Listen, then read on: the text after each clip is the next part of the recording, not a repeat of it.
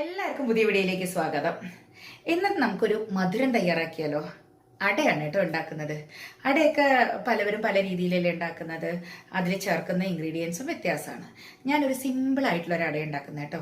അതായത് ഇപ്പം നല്ല പഴുത്ത ചക്കയൊക്കെ കിട്ടുന്ന സമയമല്ലേ, അപ്പോൾ പഴുത്ത ചക്ക വെച്ചിട്ട് നമുക്കൊരു സിമ്പിളായിട്ട് പെട്ടെന്ന് തന്നെ ഒരു അട തയ്യാറാക്കാം കേട്ടോ. ഒരുപാട് സമയമൊന്നും വേണ്ട. അങ്ങനെ പെട്ടെന്ന് നമുക്ക് ഒരു അട തയ്യാറാക്കിയെടുക്കാം. അപ്പം എനിക്കും പഴുത്ത ചക്ക കിട്ടി. അപ്പം ഞാൻ വിചാരിച്ചു നല്ല ഒരു അട നിങ്ങൾക്ക് ഉണ്ടാക്കി കാണിച്ചു തരാമെന്ന്. കണ്ടോ, അപ്പോഴേക്കപ്പോഴേ അരിഞ്ഞെടുത്തിട്ട് ഉണ്ടാക്കുന്ന ഒരടയാണ് കേട്ടോ ഇത്. പഴയ വീടുകളിലൊക്കെ ഇത് സ്ഥിരമാണ്. പഴുത്ത ചക്ക ആയിക്കഴിഞ്ഞാൽ ചക്ക അങ്ങനെ വരട്ടി വെക്കുമല്ലോ, ആ വരട്ടി വെക്കുന്നതിന് മുൻപ് അപ്പോഴേക്കപ്പോഴേ പഴുത്ത ചക്ക അരിഞ്ഞ് ഇതുപോലെ അടയും അതുപോലെ കുഴക്കട്ടയൊക്കെ ഉണ്ടാക്കും. നല്ല ടേസ്റ്റാണ്. അപ്പം ഇന്ന് ഞാൻ നിങ്ങൾക്ക് അട കാണിച്ചു തരാം കേട്ടോ. ഇതിപ്പോൾ ഏകദേശം ഒരു 10-15 പഴുത്ത ചക്ക ചെറുതായി അരിഞ്ഞു വെച്ചിട്ടുള്ളതാണ്. ചക്കച്ചൊള എന്ന് പറയും. ചിലയിടങ്ങളിൽ വേറെ പേരാ പറയാ തോന്നുന്നു, എനിക്കറിയില്ല. ഞങ്ങളുടെ ഭാഗത്തൊക്കെ ചക്കച്ചോള എന്ന് പറയും. 10-15 ചക്കച്ചോള ചെറുതായി അരിഞ്ഞ് എടുത്ത് വെച്ചിട്ടുണ്ട്. ഇനി നമുക്ക് ബാക്കി എന്തൊക്കെ വേണം, എങ്ങനെ ചെയ്യുന്നതെന്ന് നോക്കാം. വളരെ സിമ്പിളാട്ടോ, പെട്ടെന്ന് ചെയ്തെടുക്കാൻ പറ്റും. അപ്പോൾ പോരും. അട ഉണ്ടാക്കാനായിട്ടുള്ള സാധനങ്ങളൊക്കെ ഇവിടെ റെഡി ആയിട്ടുണ്ട്. ഈ 3 എണ്ണമാണ് നമുക്ക് അതിൻ്റെ ഉള്ളിലേക്കുള്ള ഫില്ലിങ്ങിന് വേണ്ടി ആവശ്യമുള്ളൂ. അതായത് പഴുത്ത ചക്ക, നാളികേരം, പിന്നെ ശർക്കര. ചക്ക അത്യാവശ്യം നല്ല മധുരമുള്ള ചക്കയാണ്. അത് കാരണം ഞാൻ ഈ ഒരു കഷ്ണം ശർക്കരയായിട്ട് എടുക്കുന്നത്. തന്നെ അത്യാവശ്യം വലുപ്പമുണ്ട്. ഇതന്നെ മധുരം അധികം ആവുമോയെന്ന് അറിയില്ല, നമുക്ക് നോക്കി നോക്കാം. അതുപോലെ തന്നെ ഒരു 4 പിടി നാളികേരം, 4-5 പിടി എടുക്കാം കേട്ടോ. നാളികേരം എടുക്കുന്നുണ്ട്. പിന്നെ ഇതിലേക്ക് ചിലവർ ചുക്ക് ചേർക്കും, ജീരകം ചേർക്കും, അതുപോലെ ഏലക്ക ചേർക്കും. ഇഷ്ടമുള്ളവർക്ക് ചേർക്കാം. ഞാനതൊന്നും ചേർക്കുന്നില്ല. ഇനി കുറച്ച് നെയ്യ് കൂടി ഇതിലേക്ക് ചേർക്കും. ഇത് ഫില്ലിങ്ങിനുള്ളതാണ്. അതായത് തനിയെ ആ ചക്കയുടെ ടേസ്റ്റും മണവും കിട്ടാൻ വേണ്ടി വേറെ ഒരു സാധനവും ചേർക്കുന്നില്ല. ഇത് മാത്രമേ ചേർക്കുന്നുള്ളൂ. ഇങ്ങനെ ഒന്ന് ചെയ്ത് നോക്കണം കേട്ടോ. ഇതുവരെ ചെയ്തിട്ടില്ലെങ്കിൽ ആ ചക്കയുടെ തനി ഫ്ലേവർ ഈ ശർക്കരയുടെയും നാളികേരത്തിൻ്റെയും ഒരു ചെറിയ ടേസ്റ്റ് മാത്രമേ അതിലുണ്ടാവുള്ളൂ. നല്ലൊരു ഫ്ലേവറായിട്ട് കിട്ടും കേട്ടോ. നമുക്ക് ഏലക്കായും വേറെ ഒന്നും ചേർക്കാതെ ഇരുന്ന് കഴിഞ്ഞാൽ. അപ്പോൾ നമുക്ക് എങ്ങനെ ചെയ്യുന്നത് നോക്കാം. ശർക്കര ഒന്ന് നമുക്ക് പാനിയാക്കാം. എന്നാലേ നമുക്ക് അരിച്ചെടുക്കാൻ പറ്റുള്ളൂ. അല്ലെങ്കിൽ കല്ലോ എന്തെങ്കിലുമൊക്കെ ഉണ്ടാവും, പൊടികളൊക്കെ ഉണ്ടാവും. അപ്പം ഇതിന് വേണ്ടിയിട്ട് ഒരു 1/4 ഗ്ലാസ് താഴെ വെള്ളം ഒഴിച്ച് ഞാനിതൊന്ന് അലിയിച്ചെടുക്കുന്നുണ്ട് കേട്ടോ. നമുക്കൊന്ന് ഉരുക്കിയെടുക്കാം. അപ്പോൾ ഇത് നമ്മുടെ ശർക്കര പാനിയൊക്കെ നന്നായി കിട്ടിയിട്ടുണ്ട്. ഇനി നമുക്കൊന്ന് അരിച്ചെടുക്കാം. അതിൽ വല്ല കല്ലോ വല്ല കോലൊക്കെ ഉണ്ടാവും, ചിലപ്പോൾ അങ്ങനെ എന്തെങ്കിലും ഉണ്ടാവും. ചിലതിലൊന്നും ഉണ്ടാവാറില്ല കേട്ടോ. അപ്പം ഞാൻ അരിച്ചെടുത്തിട്ടുണ്ട്. ഫില്ലിങ് തയ്യാറാക്കാം. അതിനായിട്ടൊരു പാൻ അടുപ്പത്ത് വെച്ചിട്ടുണ്ട്. ചൂടായി വരുമ്പോൾ നമുക്ക് കുറച്ച് നെയ്യ് ചേർത്ത് കൊടുക്കാം.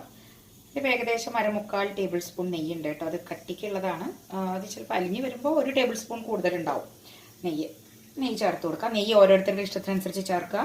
മധുരപലഹാരങ്ങൾ, പായസം, അട, അതിനൊക്കെ അത്യാവശ്യം നെയ്യ് ചേർക്കുന്നതാണ് കേട്ടോ സ്വാദ്. ഇനി നമുക്ക് ഇതിലേക്ക് ചക്ക ചേർത്ത് കൊടുക്കാം. അരിഞ്ഞു വെച്ചിരിക്കുന്ന ചക്ക ചേർത്ത് കൊടുത്തിട്ടുണ്ട്. ഒന്ന് ചെറുതായിട്ട് നമുക്കൊന്ന് ഇളക്കി കൊടുക്കാം. ഈ ചക്കയും നെയ്യും കൂടി നന്നായിട്ടൊന്ന് ഒരു മിനിറ്റ് നേരം ഒന്ന് റോസ്റ്റ് ആവട്ടെ. ഒരു മിനിറ്റ് നേരം മതി കേട്ടോ. ഒന്ന് റോസ്റ്റ് ആക്കുക വേണ്ടുള്ളൂ. നല്ലൊരു മണം വരും. ഈ ചക്കയ്ക്കാണെങ്കിലും ശരി, നിങ്ങളുടെ ഫില്ലിങ്ങിന് നല്ലൊരു ഫ്ലേവർ വരും. മിനിറ്റ് നേരം ഒന്ന് ഇളക്കി കൊടുത്തിട്ടുണ്ട്. ഇനി നമുക്ക് ഇതിലേക്ക് ശർക്കര പാനി ചേർത്ത് കൊടുക്കാം.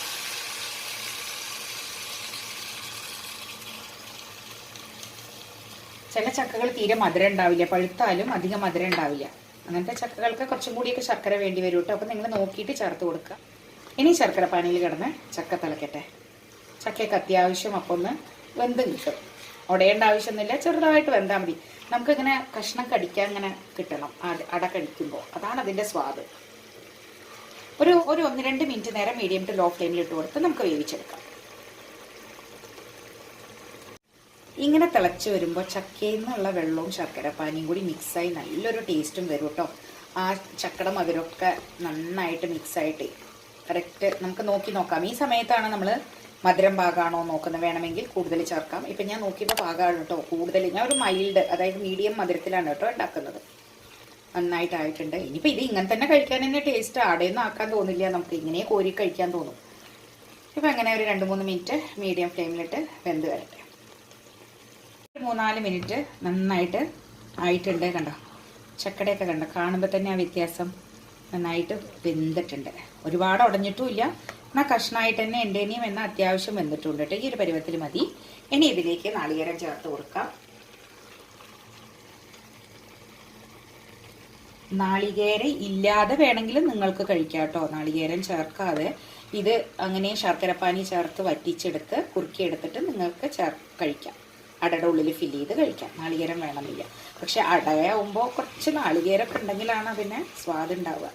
പച്ച നാളികേരം ചേർന്ന് ഇതുപോലെ. സാധാരണ അട പറയുമ്പോൾ നാളികേരവും ശർക്കരയും മാത്രമല്ലേ ഉപയോഗിക്കുള്ളൂ. ചിലവർ ചെറുപയർ ചേർക്കും, വൻപയർ ചേർക്കും.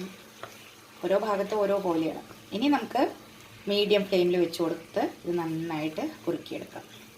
കണ്ടോ, ചക്കയുടെ അളവ് വേണം കേട്ടോ കൂടുതലാവാൻ. നാളികേരം അത്ര അധികം ആവരുത്. ഇതുപോലെ കിട്ടണം. കണ്ടോ, കൂടുതലും ചക്കയാണ് അതിൽ. ഇനി നമുക്ക് വറ്റിച്ച് വരട്ടി എടുക്കാം. ഏകദേശം ആയിട്ടുണ്ട് കേട്ടോ. നന്നായിട്ട് മുരിഞ്ഞ് അത്യാവശ്യം നന്നായി വെള്ളം വറ്റിയിട്ടുണ്ട്. ഒരുപാടൊന്നും വെള്ളം വറ്റില്ല, അങ്ങനെ നല്ലോണം വെള്ളം വറ്റി കിട്ടുമൊന്നുമില്ല കേട്ടോ. ചക്കയല്ലേ ഇത്. അപ്പോൾ കണ്ടോ, നമ്മളിങ്ങനെ അമർത്തുമ്പോൾ വെള്ളത്തിൻ്റെ അളവ് കുറഞ്ഞിട്ടുണ്ട്. ഈ ഒരു പരുവത്തിൽ നമുക്ക് മാറ്റി വെക്കാം. നന്നായിട്ട് ഇങ്ങനെ മറിച്ചിടുമ്പോൾ അറിയണ്ടല്ലോ, റോസ്റ്റായിട്ട് ഇങ്ങനെ അതിൻ്റെ കളറ് കണ്ടോ ചേഞ്ച് ആയിരിക്കണ. താഴെയുള്ള ചക്കടിയും അതുപോലെ നാളികേരത്തിൻ്റെ ഒക്കെ കളറ് നല്ല ബ്രൗൺ കളറായി വരുന്നുണ്ട്. ഇപ്പം ഇത്ര മതി കേട്ടോ. നമ്മൾ ഇളക്കുമ്പോൾ കണ്ടോ നന്നായിട്ട് റോസ്റ്റ് ആയിട്ടുണ്ട്. വെള്ളമൊക്കെ വെച്ചിട്ട് ഈ ഒരു പരുവത്തിൽ നമുക്ക് സ്റ്റൗ ഒന്ന് മാറ്റി വെക്കാം കേട്ടോ. എന്നിട്ട് ചൂടാറിയതിന് ശേഷം നമുക്ക് ഫില്ലിങ് തയ്യാറാക്കാം. ഇനി ചൂടാറട്ടെ കേട്ടോ. ഇനി നമുക്കിതിന് വേണ്ടിയിട്ടുള്ള മാവ് അരച്ചെടുക്കണം. ഇനി അടയ്ക്ക് വേണ്ട മാവ് തയ്യാറാക്കാം. അതിന് വേണ്ടിയിട്ട് 1 ഗ്ലാസ് പച്ചരി ഇതുപോലെ കുതിർത്തി വെച്ചിട്ടുണ്ട് കേട്ടോ. അരിപ്പൊടി വെച്ചിട്ടും ചെയ്യാം, പച്ചരി വെച്ചിട്ടും ചെയ്യാം, ഗോതമ്പ് പൊടി വെച്ചിട്ടും നമുക്ക് ചെയ്യാം കേട്ടോ. ഗോതമ്പ് പൊടി കലക്കിയിട്ട് അങ്ങനെയും ചെയ്യാം. പക്ഷേ ട്രഡീഷണൽ രീതിയിൽ, നാടൻ രീതിയിൽ ഇതുപോലെ ചക്കയൊക്കെ, നാടൻ ചക്കയൊക്കെ വെച്ചിട്ടുള്ള ഇത് തനി നാടൻ രീതിയിൽ ഉണ്ടാക്കുന്ന ഒരു അടയാണ്. അപ്പോൾ അത് ഞാൻ വിചാരിച്ചു ശരിക്കും പച്ചരി വെച്ചിട്ട് തന്നെ ചെയ്യാമെന്ന്. അപ്പം ഞാൻ ഇതിലേക്ക് 1 ഗ്ലാസ് അരി കുതിർത്താൻ വെച്ചിട്ടുണ്ട്. ഒരു 2-3 മണിക്കൂർ മതി കേട്ടോ. 1-2 മണിക്കൂർ ഉണ്ടെങ്കിൽ തന്നെ പച്ചരി അത്യാവശ്യം കുതിർന്ന് കിട്ടും. ഇനി ഇത് നമുക്ക് ഒന്ന് അരച്ചെടുക്കണം. അരയ്ക്കുമ്പോൾ നമുക്ക് 1-2 ചേരുവ കൂടി ചേർത്ത് അരച്ചെടുത്താൽ നല്ല ടേസ്റ്റ് കിട്ടും കേട്ടോ. അപ്പം നാടൻ രീതിയിലല്ലേ നമ്മൾ ചെയ്യണത്, അപ്പോൾ നാടൻ രീതിയിൽ തന്നെ എല്ലാം ആവട്ടെ. അപ്പം ഞാനിത് മിക്സിയിലേക്ക് ഇട്ട് കൊടുക്കുകയാണ്.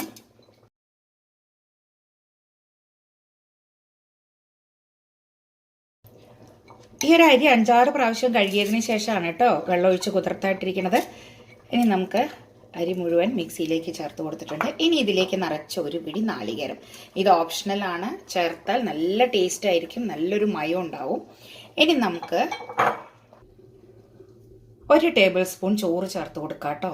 അപ്പോൾ ഒരു നല്ലൊരു മയവും വരും. അതിന് വേണ്ടിയിട്ടാണ്. അതിനും കൂടുതലാവരുത്, ഒട്ടിപ്പോവും.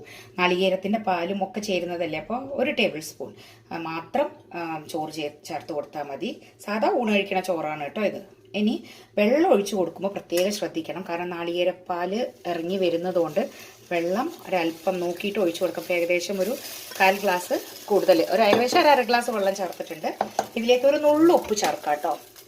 പിന്നെ നമുക്ക് മെയിൻ വേണ്ടത്, മറന്നു പോവാതിരിക്കേണ്ട ഒരു കാര്യം, ചക്ക. പഴുത്ത ചക്കച്ചോള ഇതിലേക്ക് ഞാനൊരു 4-5 എണ്ണം ചേർത്ത് കൊടുക്കുന്നുണ്ട് കേട്ടോ. അതായത് ആ അരിയിലും അതിൻ്റെ സ്വാദ് വേണം, നല്ല ഒരു മണം കിട്ടണം എന്നുണ്ടെങ്കിൽ നമ്മൾ ചേർക്കുന്ന മാവിലും ചക്കച്ചോള ചേർത്തിട്ട് അരയ്ക്കണം കേട്ടോ. 5-6 ചോള മതി, അതിനും കൂടുതൽ ആവശ്യമില്ല. ചേർത്ത് നമുക്ക് അരച്ചെടുക്കാം. നമ്മുടെ മാവൊക്കെ നന്നായി അരച്ച് കിട്ടിയിട്ട് അത്ര വെള്ളം തന്നെ കേട്ടോ ഞാൻ ഒഴിച്ചുള്ളൂ. ഇത്ര മതി കേട്ടോ. ഇതിനും കൂടുതൽ വെള്ളം ഒഴിച്ച് കഴിഞ്ഞിട്ടുണ്ടെങ്കിൽ അധികമാവും. കണ്ടോ, കട്ടിക്കുള്ളതായിട്ട് കിട്ടിയിട്ടുണ്ട്. ഇത്ര മതി കേട്ടോ, ഇനി കൂടുതൽ വേണ്ട. പിന്നെ വെള്ളം നോക്കി ഒഴിക്കണം കേട്ടോ. ചില ബ്രാൻഡ് അരികൾക്ക് അനുസരിച്ചിട്ട് വെള്ളം കുറവ് മതി. അപ്പം നോക്കി ചേർക്കുക കേട്ടോ. ഇതാ കറക്റ്റ് ആയിട്ടുണ്ട്. ഓക്കെ, ഒഴിച്ച് പരത്താൻ പറ്റുന്ന പരുവം. ശരി, ഇനി നമുക്ക് ഇത് മാറ്റി വയ്ക്കാം. ഒരു പാത്രത്തിലേക്ക് ഒഴിച്ചു കൊടുക്കാം. മാവ് ഞാൻ ഈ ഒരു പാത്രത്തിലേക്ക് ഒഴിച്ചു കൊടുക്കുകയാണ് കേട്ടോ. ചിലവരിതിൽ പഞ്ചസാര ചേർക്കുന്നവരുണ്ട്, മധുരത്തിന് വേണ്ടിയിട്ട്. ഞാൻ മാവിൽ പഞ്ചസാര ചേർക്കാറില്ല, ഉപ്പേ ചേർക്കാറുള്ളൂ. അപ്പോൾ ഇപ്പം നമ്മൾ ചക്കയുടെ ചുളയും കൂടിയും ചേർത്ത് അരച്ചിട്ടുള്ളതുകൊണ്ട് കുറച്ചൊരു മധുരം ഉണ്ടാവും ചെയ്യും. പരത്താനായിട്ടുള്ള ഇലയൊക്കെ ഇവിടെ റെഡിയാക്കി വെച്ചിട്ടുണ്ട്.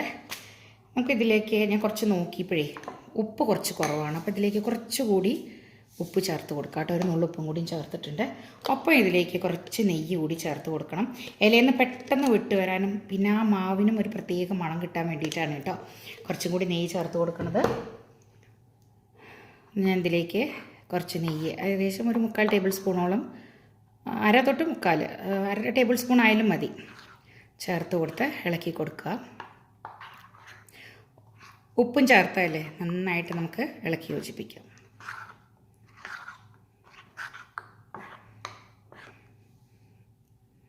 ഈ പരുവത്തിലാണ് കേട്ടോ മാവിരിക്കണത്. ഇനി നമുക്ക് അട പരത്താം. ഇപ്പം നമ്മുടെ ഫില്ലിംഗ് ഒക്കെ ചൂടാറി നല്ല റോസ്റ്റായിട്ടുള്ള കളറായിട്ടുണ്ട് കേട്ടോ. നല്ല ടേസ്റ്റാണ് അത് കഴിക്കാൻ. ഞാൻ കുറച്ച് കഴിച്ചു നോക്കി, നല്ല സൂപ്പർ ടേസ്റ്റാണ്. ഇനി നമുക്ക് അട തയ്യാറാക്കാം. ഞാൻ ചെറിയ അടകളായിട്ടാണ് കേട്ടോ ഉണ്ടാക്കുന്നത്. അതുകൊണ്ടാണ് ഞാൻ ഇതുപോലെ കട്ട് ചെയ്തിട്ട് ഭംഗിക്ക് വേണ്ടിയിട്ടാണ് കേട്ടോ. നമ്മൾ സാധാരണ വീട്ടിൽ ചെയ്യുമ്പോൾ ഇങ്ങനെ ഭംഗിക്കൊന്നും ചെയ്യില്ല. സാധാരണത്തെ പോലെ ഇല ഇതുപോലെ ഇങ്ങോട്ട് എടുത്തിട്ട് ഒരു പ്രത്യേക മടക്കിലുണ്ട് അടക്കി ഉണ്ടാക്കാൻ. ആ രീതിയിലാണ് കേട്ടോ ചെയ്യുക. ഞാൻ അങ്ങനെയും ഞാൻ മടക്കി കാണിച്ചു തരാം.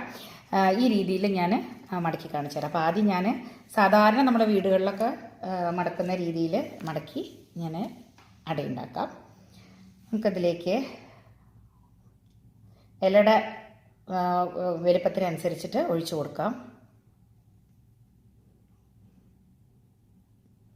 ഒത്തിരി കനത്ത് പരത്തരുത്, കനം കുറച്ച് വേണം പരത്താനായിട്ട്.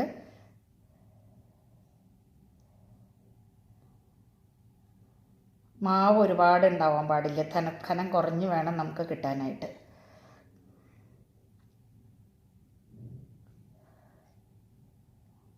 ഇപ്പം തന്നെ മാവ് ഒഴിച്ചത് അധികമായി.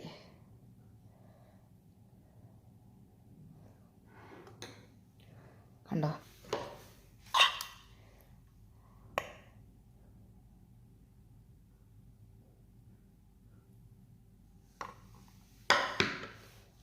ഇത് ഒരു രീതിയാട്ടോ, ഇങ്ങനെ മടക്കുക ഒന്നിച്ച്. ഓക്കെ, എന്നിട്ട് ഈ ഇല ഒന്നുകൂടി ഇങ്ങോട്ട് മടക്കുക. ഇതിപ്പോൾ ഒരു രീതി, ഇങ്ങനെ ഒരു രീതി ആണ് കേട്ടോ.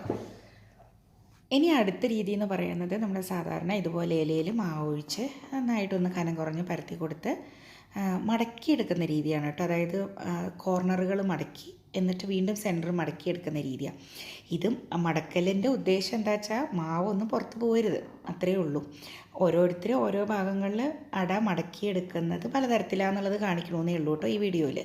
അപ്പോൾ നിങ്ങളുടെ ഇഷ്ടത്തിന് നിങ്ങളുടെ സൗകര്യത്തിന് ചെയ്യാം. ഇനി ഇതേപോലെ തന്നെ നമുക്ക് ഇങ്ങനെ മടക്കി കൊടുക്കാം.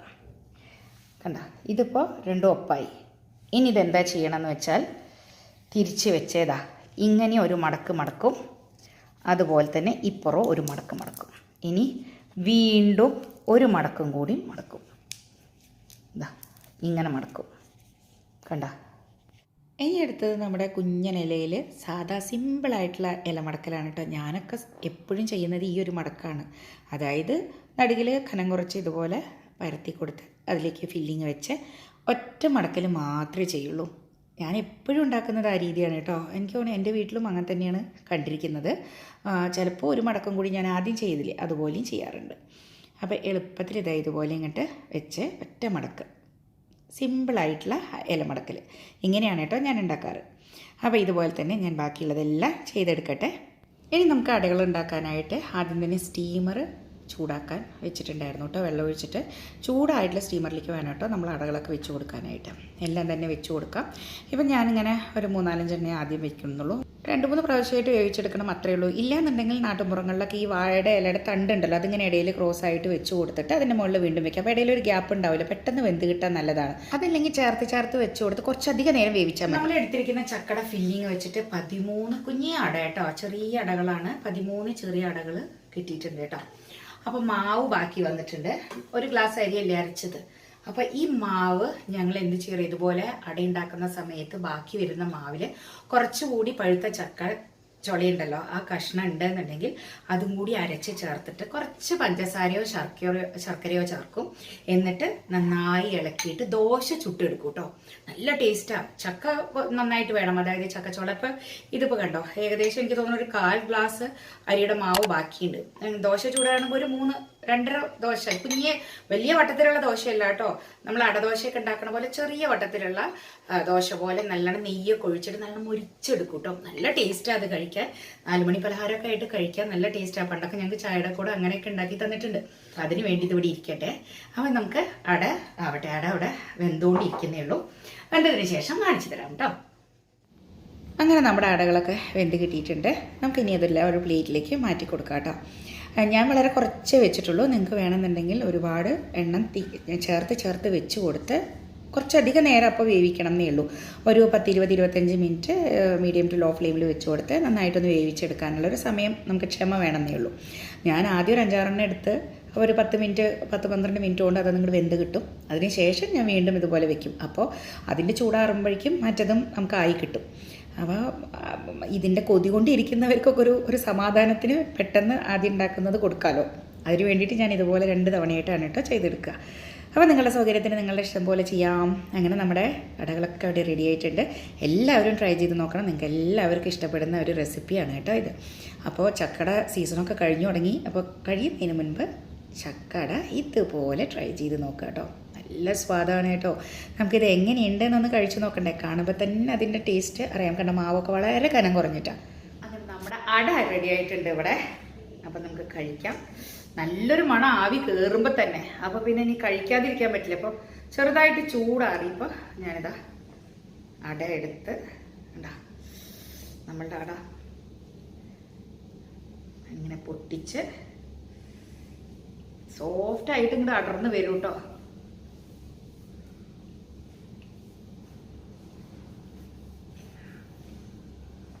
അമ്മോ, കുറേ കാലമായി ഞാനിങ്ങനെ പഴുത്ത ചക്കയും കൊണ്ടുള്ള അട ഉണ്ടാക്കിയിട്ട്. സാധാരണ വരട്ടിയ ചക്കയും കൊണ്ട് ഞാൻ അട ഉണ്ടാക്കാറുണ്ട്. പക്ഷെ ഇങ്ങനെ പഴുത്ത ചക്കയും കൊണ്ട് അട ഉണ്ടാക്കിയിട്ട് കുറേ വർഷമായി. സൂപ്പർ ടേസ്റ്റാണ് കേട്ടോ. അപ്പോൾ എല്ലാവരും ട്രൈ ചെയ്ത് നോക്കണം. കഴിച്ചുകൊണ്ടേയിരിക്കും. നമുക്ക് നിർത്താൻ തോന്നുന്നില്ല.